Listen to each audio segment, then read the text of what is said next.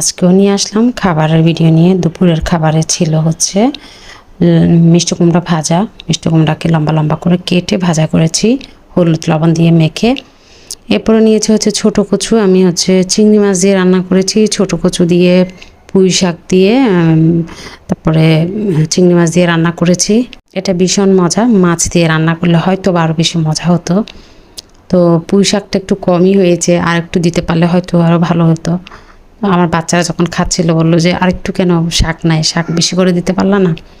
এরপরে ছিল সুরমা মাছের মাথা। আমার বরাবরই মাছের মাথা খুব পছন্দ, এই জন্য প্লেটে সবসময় মাছের মাথাটাই আমারই খাওয়া হয়। তো তো এরপর নিয়ে নিলাম হচ্ছে ঝোল, একটু মাছের ঝোল।